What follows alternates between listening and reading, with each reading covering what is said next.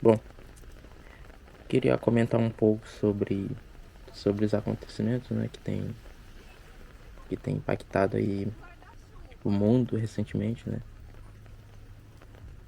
Ontem eu vi uma notícia que os Estados Unidos entraram entraram nessa guerra do Irã e Israel.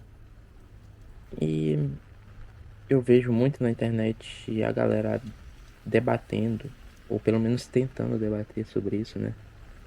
Debates rasos, muitas vezes nem é debate, mas por mais xingamento, pessoas que tratam essa guerra como uma partida de futebol, né?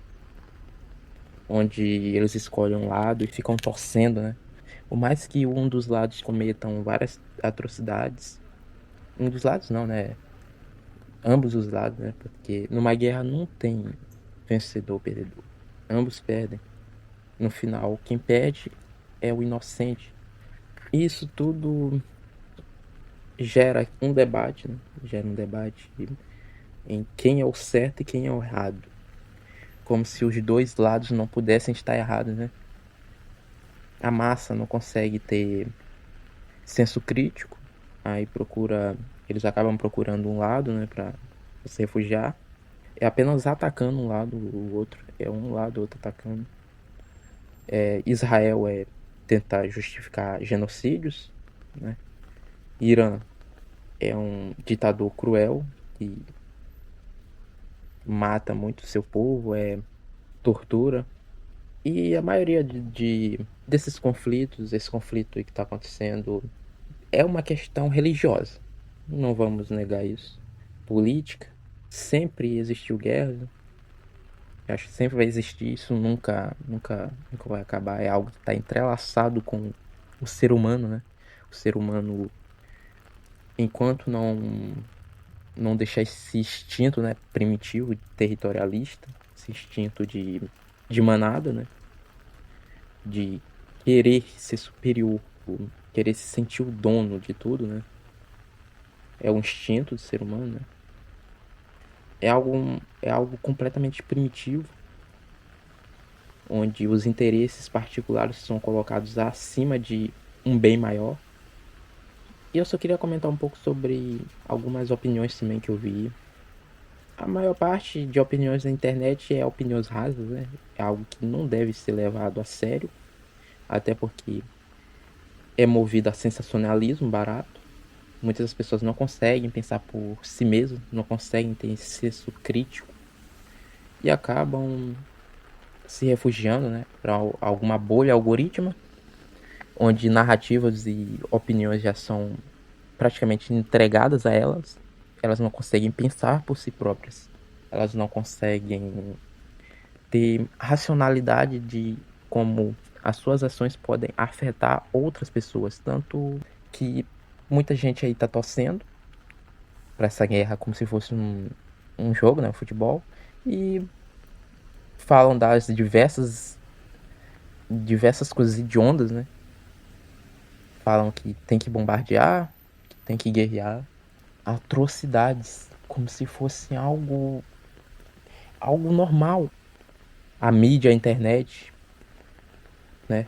O sensacionalismo tornou a morte uma banalidade, uma coisa tão fútil. E a maioria das pessoas que estão aí torcendo por essa guerra, né? Que tem muita gente torcendo, romantizando a guerra, né? Tem muitos idiotas romantizando a guerra e ficam torcendo pra guerra. E a maioria desse pessoal é alguém que tá no conforto de casa, né? No lazer de casa, no ar-condicionado, no celular, cuspindo merda na internet, né? Dando opiniões que nem elas mesmas sabem, não sabem como chegaram àquelas opiniões, apenas pegaram essas conclusões de outras pessoas e aderiram para ela, discursos rasos. Virou uma banalização, né? A internet hoje serve de meio, né? Para para vários para várias coisas absurdas serem ditas, né? Serem aplaudidas. E é aquela coisa. Um homem que mata um homem é um assassino. um homem que mata milhares é aplaudido como herói. Essa é uma narrativa imposta, né, pela generalização, né, pela massa, pelo delírio coletivo. Basicamente, um delírio coletivo é algo absurdo. Atrocidades cometidas em nome de Deus, né, justificativas de um bem maior, de os fins justificam os meios, como se os meios não tivessem importância. Mortes, atrocidades, genocídio. Mas temos uma promessa de tudo isso é feito não em vão, mas para o bem maior. O bem maior, entre aspas, que ao longo da história tem mostrado que sempre ocorreu guerras com esse propósito de um bem maior, de acabar com a guerra. É algo irônico, né? A guerra existe para acabar com a guerra. É no mínimo irônico, algo triste, uma piada, né, desse primata chamado ser humano. É algo completamente imbecil. É como eu falei, é um instinto humano de territorialista. É algo passado de milhões de anos de evolução. O ser humano é um, um animal social, né? E antigamente estar sozinho, né? Estar fora do grupo significava a morte. Primatas, né?